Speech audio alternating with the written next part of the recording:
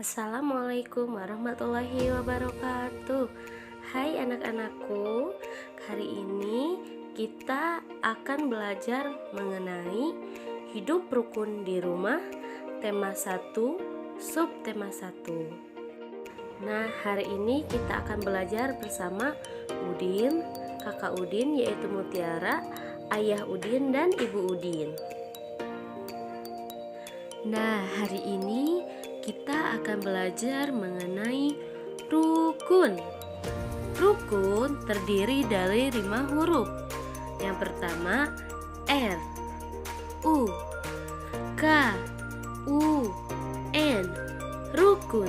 Nah, hidup rukun yaitu damai, tidak bertengkar, saling membantu dan menyayangi, dan sepakat atau bersatu.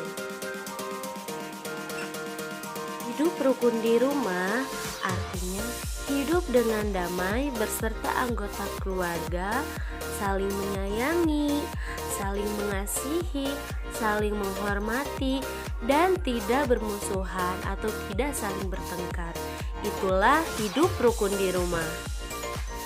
Kita semua pasti menginginkan suasana damai di rumah. Nah, suasana damai di rumah itu akan tercipta dari adanya kerukunan.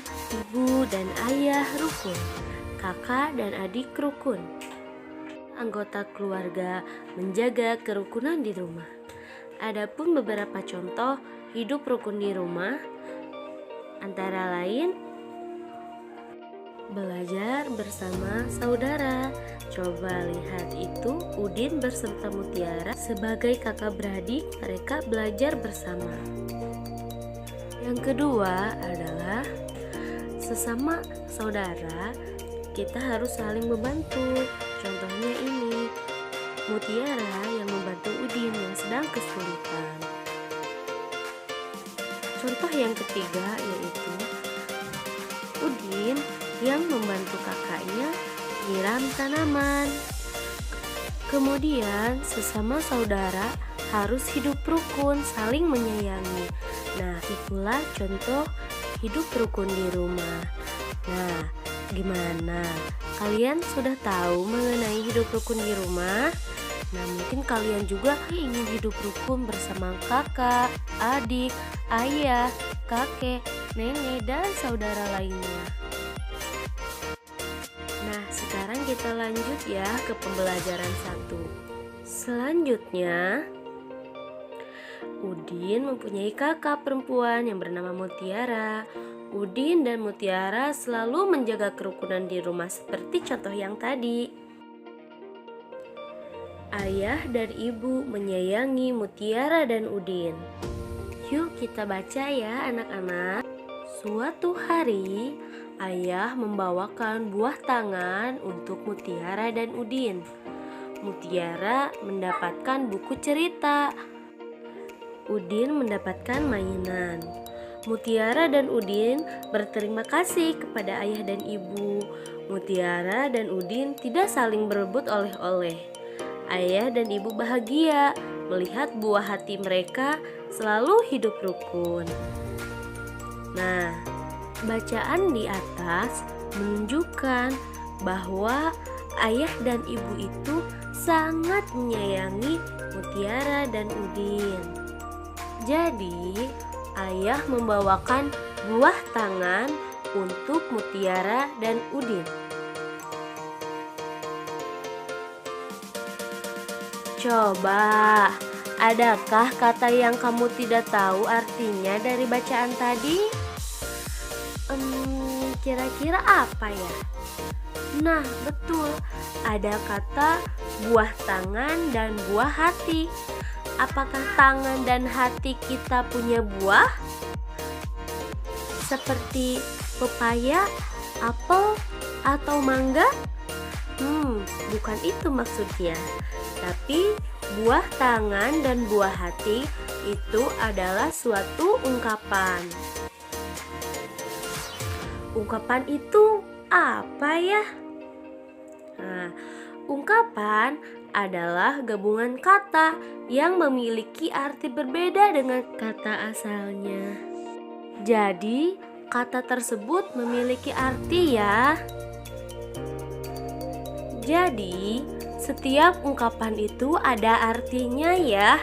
Seperti tadi, buah tangan bukan berarti tangan kita ada buahnya, tetapi ada arti lain. Buah tangan yaitu artinya oleh-oleh. Sedangkan buah hati bukan hati yang berbuah, tetapi buah hati itu artinya adalah anak. Nah, sekarang kalian tahu kan arti dari buah tangan dan buah hati? Di sini Ibu punya contoh kalimat yang di dalamnya ada ungkapan. Contoh yang pertama, ayah pulang dari Jakarta membawa buah tangan. Nah, buah tangan tersebut berarti artinya itu adalah oleh-oleh. Nah, ayah pulang dari Jakarta membawa oleh-oleh. Kemudian yang kedua, nomor 2, Dio adalah buah hati orang tuanya. Buah hati artinya anak.